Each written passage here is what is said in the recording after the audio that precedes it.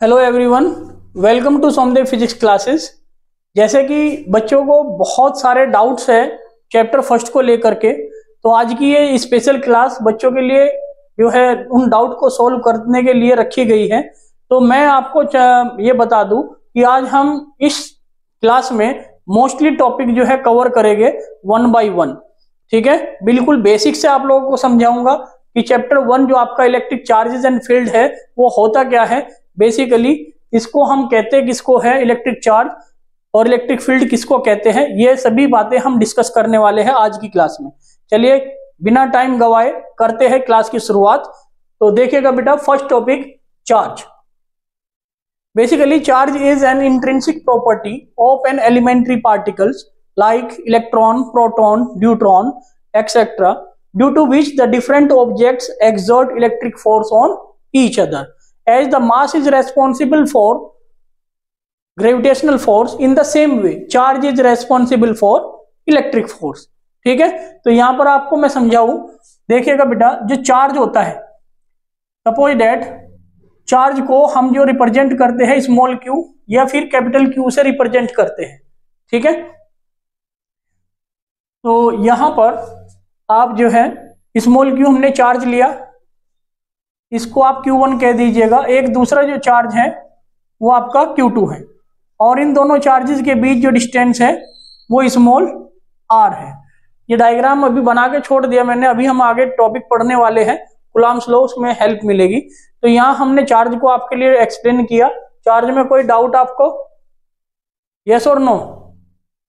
Yes और no doubt है? Okay, सो यहाँ पर इसके बाद नेक्स्ट टॉपिक इसी में आता है बेटा, टाइप्स ऑफ चार्ज। चार्ज जो है कितने टाइप के होते हैं? बेसिकली चार्ज आपके जो है दो टाइप के होते हैं। फर्स्ट आपका आता है पॉजिटिव चार्ज। फर्स्ट क्या है? Positive charge. ठीक है, पॉजिटिव चार्ज को आप जो है इस तरीके से प्लस वी भी रिप्रेजेंट कर सकते हैं। और दूसरा आपका आता है बेटा negative charge. Negative charge, negative charge को भी आप जो है माइनस वीई भी लिख सकते हैं। बेसिकली चार्ज जो है यहाँ पर दो टाइप के होते हैं। अब यहाँ आपका इसमें एक बात और समझ लेनी है, एक टर्म होती है बेटा like charge. Like charges, like charges कौन से होते हैं? Basically like charges are repel each other. अब ये लाइक चार्जेस कौन से होते हैं? जैसे हम लिखे पॉजिटिव पॉजिटिव और नेगेटिव नेगेटिव, यानी कि यदि पॉजिटिव पॉजिटिव दोनों ही चार्ज आपके पॉजिटिव दिए गए हैं या दोनों ही चार्ज आपके जो है नेगेटिव दिए गए हैं, उन चार्जेस को हम लाइक चार्ज कहते हैं। ठीक है, तो डायग्राम देखते हैं। यहाँ पर एक चार्ज हमने यहाँ पर प्लस क्यू और दूसरा चार्ज आपका प्लस क्यू कंसीडर किया। दोनों चार्ज के बीच जो डिस्टेंस है वो स्मॉल r हमने रखी। तब यहाँ पर ये दोनों के दोनों जो चार्ज है, यानी कि ये वाला जो चार्ज आप देख रहे हैं, इस वाले चार्ज के कारण इस चार्ज पर एक फोर्स लगेगा, उसकी जो डायरेक्शन होगी वो इस तरफ होगी। और यदि हम इस चार्ज के कारण इस चार्ज पर फोर्स देखें तो वो लगेगा बेटा रिपल्सिव, जिसकी डायरेक्शन उधर की तरफ रहेगी। समझ आ गई बात? ठीक है, या फिर इसमें एक डायग्राम ये बना, दूसरे डायग्राम के लिए आप देख सकते हैं सेकंड डायग्राम। ठीक है, क्योंकि यहां पर दोनों ही चार्ज कैसे हैं? रिपल्सिव हैं। ये नेगेटिव नेगेटिव है और नेगेटिव नेगेटिव क्या हो गए, यानी कि यहां पर ये रिपेल कर जाएगी, ये दोनों के दोनों क्या कर जाएंगे बेटा? रिपेल। तो ये आपका सेकंड डायग्राम होगा। आई होप सो आपको समझ आ गया होगा। ठीक है, इसी तरीके से आपका इसमें आता है एक अनलाइक चार्ज। अनलाइक चार्जेस हम किन्हें कहते हैं? जैसे हम कंसीडर कर ले पॉजिटिव और नेगेटिव, या फिर नेगेटिव और पॉजिटिव। ठीक है, और अट्रैक्ट ईच अदर, ये क्या करते हैं? एक दूसरे को अट्रैक्ट करते हैं। ठीक है, इसके लिए डायग्राम देखें। यहां पर मान लीजिए एक चार्ज नेगेटिव है और दूसरा चार्ज कैसा है बेटा? पॉजिटिव है। इन दोनों के बीच जो डिस्टेंस है वो कितनी है? स्मॉल r है, ठीक है। तब यहां पर इस चार्ज के कारण इस चार्ज पर जो फोर्स लगेगा उसकी डायरेक्शन इधर होगी टुवर्ड्स द नेगेटिव चार्ज, और पॉजिटिव चार्ज के कारण नेगेटिव चार्ज पर जो फोर्स लगेगा उसकी डायरेक्शन होगी towards the positive charge. I hope so आपको लाइक चार्जेस और अनलाइक चार्जेस क्लियर हुए होंगे, ठीक है। अब यहां पर आप देखिएगा, यदि हम बात करें यूनिट ऑफ चार्ज, तो यूनिट ऑफ चार्ज क्या होती है? Unit of charge coulomb. Unit of charge क्या होती है? कूलाम। इसको हम कैपिटल सी से रिप्रेजेंट करते हैं। किससे रिप्रेजेंट करते हैं? कैपिटल सी से। अब यहां पर आप लिखिएगा, देखिएगा, वी नो डैट, हम 10th क्लास में पढ़ चुके हैं कि जो इलेक्ट्रिक करंट होती है वो rate of flow of charge को रिप्रेजेंट करती है। तब यहां पर हम जो है Q equal to I into t. अब यहां यदि हम यूनिट निकाले चार्ज की तो यूनिट क्या आ जाएगी बेटा? Therefore unit of charge equal two ampere second. तो करंट की यूनिट क्या हो गई? एम्पियर, और टाइम की यूनिट क्या हो गई? सेकेंड। तो यहां से हम अनदर यूनिट भी जानते हैं चार्ज की, क्या होती है? एम्पियर सेकेंड होती है। तब यहां से हम कह सकते हैं कि जो कूलाम होगा वो एम्पियर सेकेंड के एकदम इक्वल होगा। बात समझ आ गई? इसी तरीके से यहां पर हम इसका डायमेंशनल फॉर्मूला निकाले चार्ज का, तो डायमेंशनल फॉर्मूला एम्पियर को ए ही लिखते हैं और सेकंड को लिखते हैं बेटा टी। तो डायमेंशनल फॉर्मूला चार्ज का क्या आ जाता है? ए टी, ठीक है। चार्ज कैसी फिजिकल क्वांटिटी है? It is a scalar quantity. Charge कैसी फिजिकल क्वांटिटी है बेटा? Scalar quantity. स्केलर क्वांटिटी कौन सी होती है? जिनको रिप्रेजेंट करने के लिए केवल और केवल मैग्नीट्यूड की रिक्वायरमेंट हो, डायरेक्शन की रिक्वायरमेंट ना हो। For their representation that's quantity is known as scalar quantity. तो चार्ज आपकी जो है स्केलर क्वांटिटी होती है। यूनिट हमने डिस्कस की यहाँ पर, चार्ज की यूनिट एम्पियर सेकेंड या कूलाम होती है। साथ ही साथ डायमेंशनल फॉर्मूला एम्पियर और यानी कि एटी होता है। टाइप्स ऑफ चार्ज हमने डिस्कस किया, कितने टाइप के चार्ज होते हैं? पॉजिटिव और नेगेटिव, दो टाइप के चार्ज होते हैं। और यदि लाइक चार्ज की बात करें तो पॉजिटिव पॉजिटिव रिपेल करते हैं और नेगेटिव नेगेटिव रिपेल करते हैं। जबकि अनलाइक चार्ज की बात करें तो पॉजिटिव नेगेटिव या नेगेटिव पॉजिटिव जो एक दूसरे को अट्रैक्ट करते हैं, जैसे कि डायग्राम में आप यहाँ पर देख सकते हैं। आई होप सो आपको जो टॉपिक चार्ज है इसमें कोई क्वेरी रह गई हो तो पूछ सकते हो। कोई डाउट? ओके। इसके बाद यहां से हम इसको रफ करेंगे। अब पढ़ेंगे बेटा नेक्स्ट टॉपिक। देखिए जो चैप्टर है आपका, वो चैप्टर आपका है इलेक्ट्रिक चार्जेस एंड फील्ड्स। और ये जो चैप्टर लिया गया है, ये चैप्टर लिया गया है आपकी जो फर्स्ट यूनिट है इलेक्ट्रोस्टैटिक्स, यानी कि जो यूनिट है आपकी, यूनिट जो फर्स्ट है वो है इलेक्ट्रोस्टैटिक्स, ठीक है। इलेक्ट्रोस्टैटिक्स को दो पार्ट में डिवाइड किया गया है, एक तो इलेक्ट्रिक चार्जेस एंड फील्ड है और दूसरा इलेक्ट्रिक पोटेंशियल है। तो ये बेसिकली इलेक्ट्रोस्टैटिक्स हम कहते किसे हैं?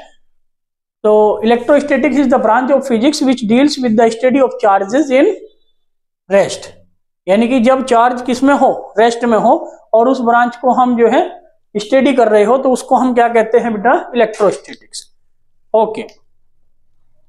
इसके बाद जो है नेक्स्ट जो टॉपिक है आपका, वो टॉपिक है बेटा कूलाम्स लॉ। कूलाम्स लॉ, इस लॉ के ऊपर आपका जो है क्वेश्चंस जरूर बनता है बोर्ड एग्जाम में, ठीक है। सो ध्यान से समझिएगा। बेसिकली कूलाम्स लॉ क्या है? It state that the electrostatic force of attraction और repulsion acting between two stationary point charges is directly proportional to the product of their magnitude of the charges and inversely proportional to the square of the distance between the charges। तब यहां से हम कह सकते हैं कि जो force होता है वो डायरेक्टली प्रोपोर्शनल होता है बेटा to the product of the magnitude of the charges. अब हमने यहाँ पर मैग्नीट्यूड ही क्यों कंसीडर किया? उसके पीछे रीजन है। उसके पीछे रीजन क्या है, क्योंकि मैंने अभी थोड़ी देर पहले आपको चार्ज पढ़ाया, चार्ज दो टाइप के होते हैं, पॉजिटिव और नेगेटिव। तो यहाँ पर चार्ज आपका नेगेटिव भी हो सकता है और पॉजिटिव भी हो सकता है। तो हम यहाँ पर जो कूलम्ब्स लॉ में हम पढ़ेंगे तो हम मैग्नीट्यूड लेकर के चलते हैं, ठीक है। तब यहाँ से फोर्स जो है डायरेक्टली प्रोपोर्शनल होगा बेटा, ये मोड से बाहर जब भी वैल्यू निकलती है तो वो पॉजिटिव निकलती है। कैसी निकलती है?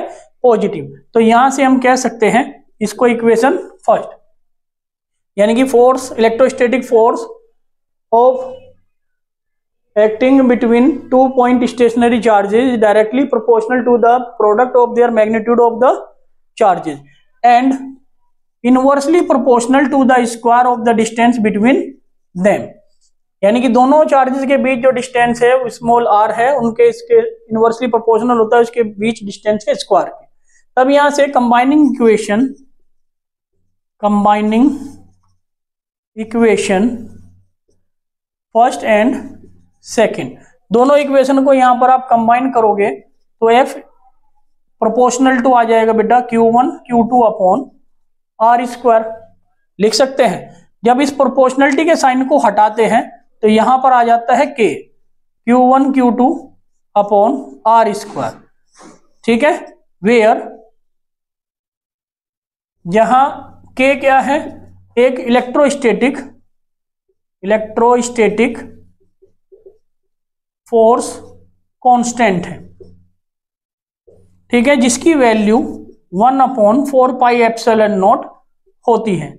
और इसकी वैल्यू होती है बेटा 9 × 10⁹ न्यूटन मीटर स्क्वायर पर कूलम्ब स्क्वायर। ऑप्सो आपको समझ आ गई होगी बात यहां तक, कोई कंफ्यूजन? ठीक है। तो यहां पर आप अब इस टर्म को देखिएगा, ये जो टर्म आपको दिखाई गई है, ये टर्म, इसको हम एप्सिलॉन नॉट बोलते हैं और इसको हम कहते हैं electrical permittivity of space, air या फिर वैक्यूम,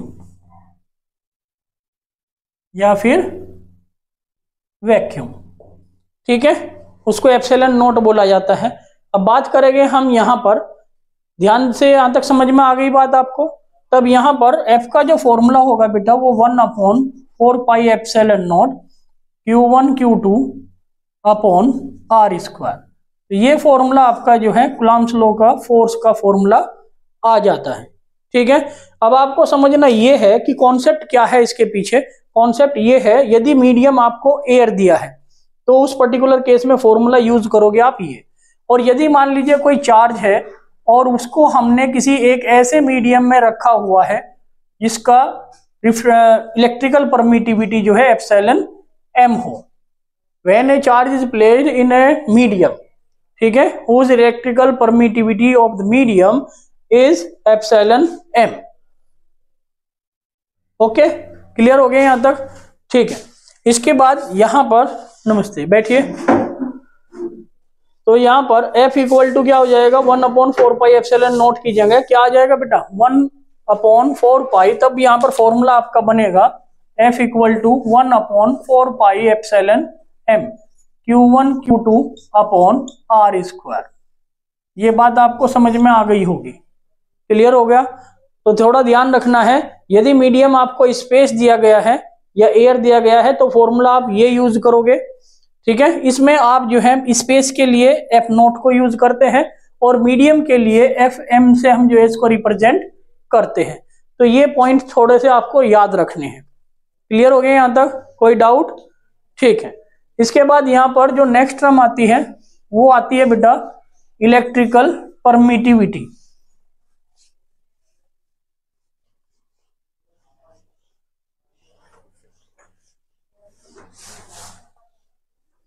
क्लियर हो गया यहां तक? ठीक है। इसके बाद नेक्स्ट जो टर्म है वो है इलेक्ट्रिकल परमिटिविटी। तो इलेक्ट्रिकल परमिटिविटी हम किसको कहते हैं? Basically it is the ability of a medium to permit the electric field line through it. अपने में से इलेक्ट्रिक फील्ड लाइंस को पास होने देना ही मीडियम की एबिलिटी को इलेक्ट्रिकल परमिटिविटी कहा जाता है। समझ आ गई बात। इसको हम एप्सिलॉन नोट से जो है रिप्रेजेंट करते हैं। It is represented by epsilon note. यानी कि यदि हम स्पेस के लिए बात करें तो एप्सिलॉन नोट, और किसी मीडियम के लिए बात करेंगे तो एप्सिलॉन एम से रिप्रेजेंट करेंगे। ठीक है, तो यहां पर हम निकालेंगे यूनिट ऑफ एप्सिलॉन नोट। ये मोस्ट इंपोर्टेंट टॉपिक है बेटा, एग्जाम में 1 मार्क्स में पूछ लिया जाता है। इलेक्ट्रिकल परमिटिविटी की यूनिट क्या होती है और डायमेंशनल फॉर्मूला क्या होता है। ठीक है, तो यहां से यूनिट ऑफ एप्सिलॉन नोट क्या होगी, इसके लिए वी नो डेट, अभी मैंने आपको एक फॉर्मूला पढ़ाया है क्या, कि F equal to 1/4 pi epsilon naught Q1 Q2 upon R square. ये फॉर्मूला पढ़ा आपने। तो इस फॉर्मूले में आप देख सकते हैं ये है एप्सिलॉन नोट, इसको आप इधर ले आओ और इस फोर्स को आप जो है इसकी जगह पर प्लेस कर दो। तब यहां से epsilon naught equal to 1/4 pi into Q1 Q2 upon F into R square लिखा जा सकता है क्या।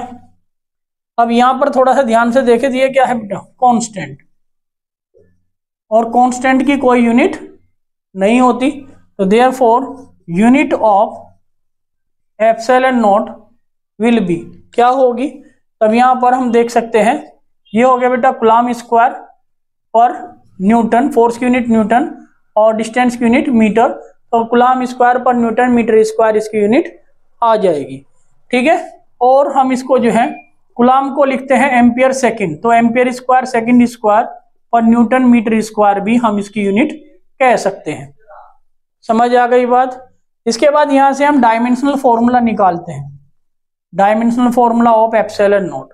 तो डायमेंशनल फॉर्मूला निकालने के लिए एम्पियर को ए लिखेंगे ए स्क्वायर, सेकंड को टी लिखेंगे टी स्क्वायर, और न्यूटन का जो फोर्स का फॉर्मूला है, फोर्स की यूनिट न्यूटन, उसका जो डायमेंशनल फॉर्मूला होता है क्या होता है बताओ, mL⁻²। ठीक है, और डिस्टेंस जो है वो क्या होगी, डिस्टेंस मीटर को हम क्या लिखेंगे L स्क्वायर। तब यहां से जो डायमेंशन फॉर्मूला बनेगा तो क्या बनेगा आप बताओ। सर m-1 m⁻⁻1 -3 t की पावर बताओ 4 a की पावर 2। तो यहां से जो इलेक्ट्रिकल परमिटिविटी का डायमेंशन फॉर्मूला आ जाएगा वो क्या आ जाएगा बेटा, m⁻⁻1 L⁻³ t की पावर 4 और a की पावर 2 जो है आ जाएगा। आई होप सो आपको टॉपिक समझ आ गया होगा। ठीक है, नेक्स्ट टॉपिक देखिएगा बेटा,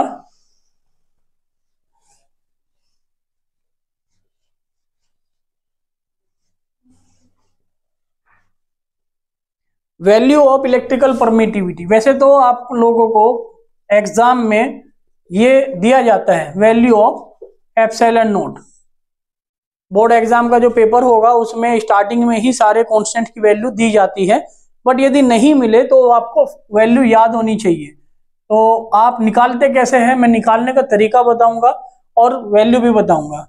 देखिएगा, वी नो डेट, इसके लिए हम जानते हैं क्या कि 1/4 पाई एप्सिलॉन नोट जो होता है 9 × 10⁹ के इक्वल होता है, पढ़ा है। तो यहां से हमें निकालना है एप्सिलॉन नोट, तो इसको हम इधर ले जाएंगे और ये जो टर्म आप देख रहे हैं इसको एप्सिलॉन नोट की जगह पर ले आएंगे। तब यहां से एप्सिलॉन नोट क्या होगा, ये आ जाएगा 1/4 pi into 9 × 10⁹। On solving this, तो एप्सिलॉन नोट की जो वैल्यू होगी 8.85 × 10⁻12। ठीक है, ये होगा एप्सिलॉन नोट की वैल्यू। आ रही बात समझ। तब यहां से एप्सिलॉन नोट की वैल्यू क्या होगी बेटा, फॉर्मूला देखिए एप्सिलॉन नोट के लिए, यहां पर जो फॉर्मूला आया था आपका F = 1/4 पाई एप्सिलॉन नोट और Q1 Q2 upon R square, इसको आप इधर लाओगे तब यहां से जो फॉर्मूला बनता है वो कूलम्ब स्क्वायर पर न्यूटन मीटर स्क्वायर बनती है इसकी यूनिट। तो इस तरीके से यदि आपको कॉन्सेप्ट फॉर्मूले याद है तो किसी भी फॉर्मूले से आप किसी भी टर्म की यूनिट और डायमेंशन फॉर्मूला इजीली जो है बना सकते हैं। बस जरूरी है तो आपको कॉन्सेप्ट अच्छे से लर्न होना चाहिए। आई होप सो समझ आ गया होगा ये आपको, ठीक है। इसके बाद देखिएगा नेक्स्ट जो टॉपिक आता है आपका,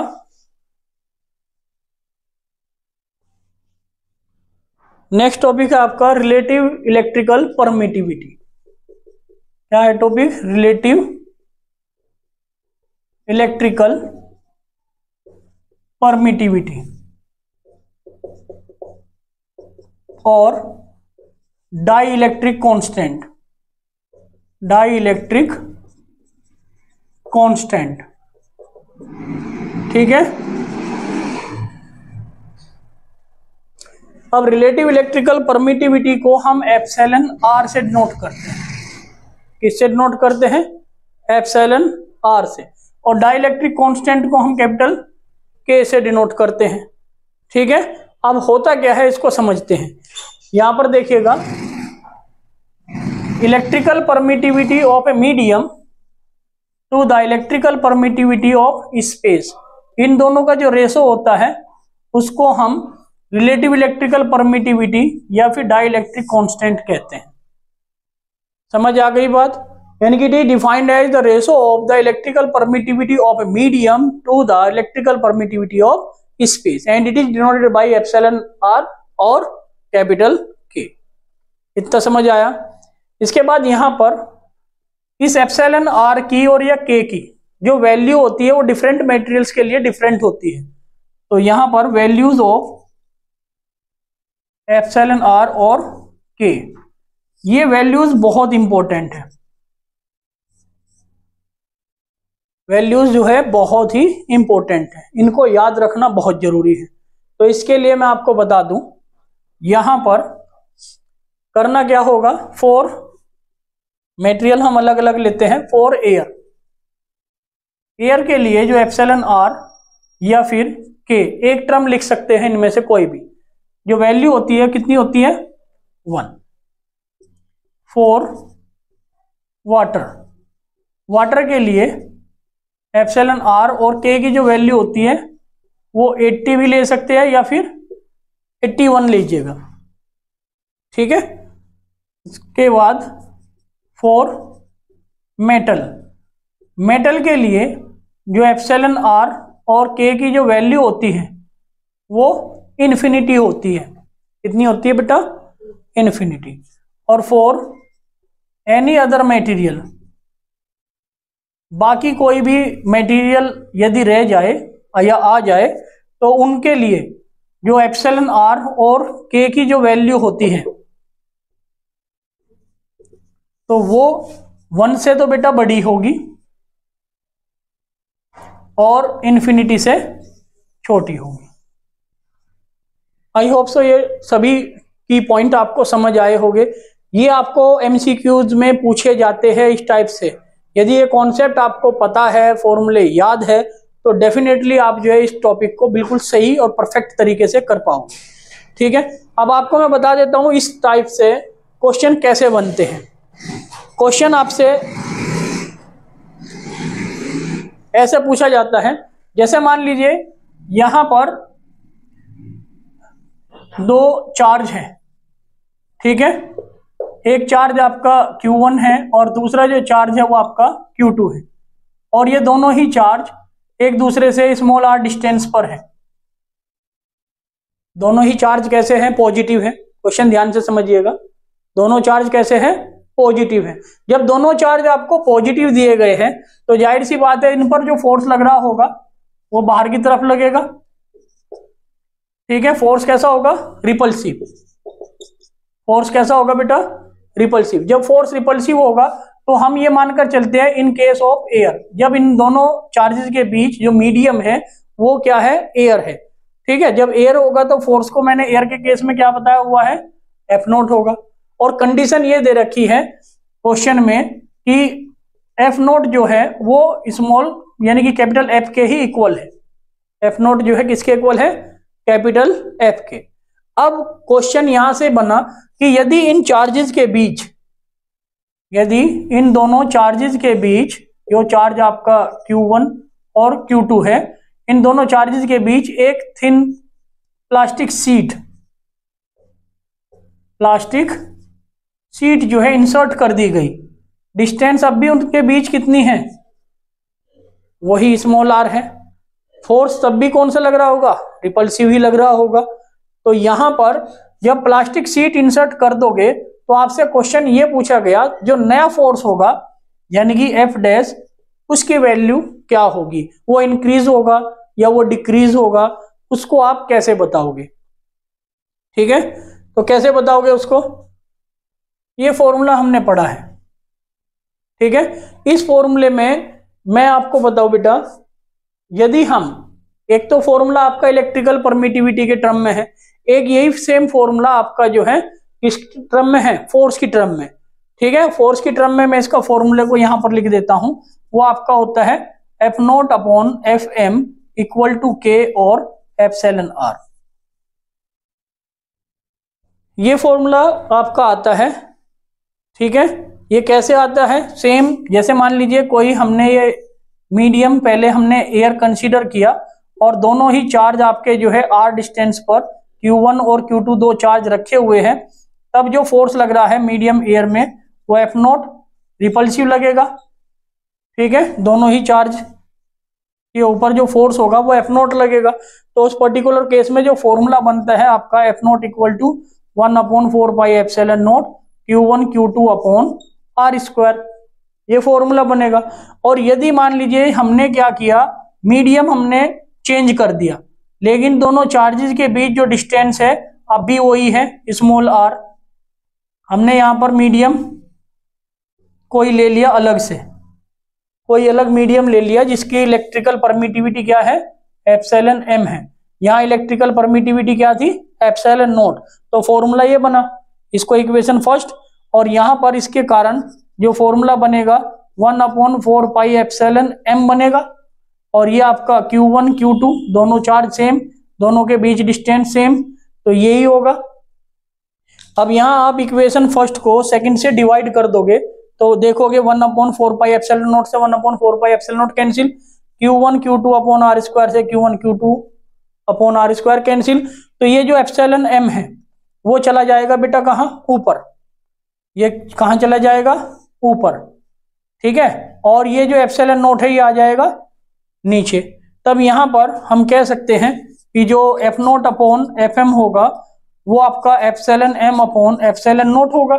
अभी हमने पढ़ाया है कि ये जो आपका होता है ये किसके इक्वल होता है, एप्सिलॉन r और k के, इसके इक्वल होता है एप्सिलॉन r और k के। तब यहां पर ये फॉर्मूला आपका यूटिलाइज होगा। ठीक, तो यहां पर आपका फॉर्मूला हम जानते हैं क्या होता है, फॉर्मूला हम जानते हैं वो होता है F0 upon Fm equal to K। For plastic देखना है कि इसमें कोई प्लास्टिक नहीं, यहां पर अदर मटेरियल के लिए K की जो वैल्यू है 1 से बड़ी है, 2 ले सकते हो, 100 ले सकते हो, 1000 ले सकते हो, कुछ भी ले सकते हो। तो यहां पर मैंने K की जो वैल्यू है ये ले ली है 2। ठीक, कितनी ले ली है, 2। तब यहां पर F0 की वैल्यू क्या है, F0 की वैल्यू F दे रखी है, और Fm यानी कि जो है F डैश है इसकी वैल्यू 2 रखो। तो यहां से जो F डैश की वैल्यू आएगी निकल के कितनी आ जाएगी बेटा, F अपॉन 2। यानी कि यहां से हमने देखा कि जो नया फोर्स होगा, नया जो फोर्स होगा वो इंक्रीज हुआ कि decrease, decrease. Are you getting my point, clear हो गया। यहां तक किसी स्टूडेंट को कोई डाउट हो तो पूछे।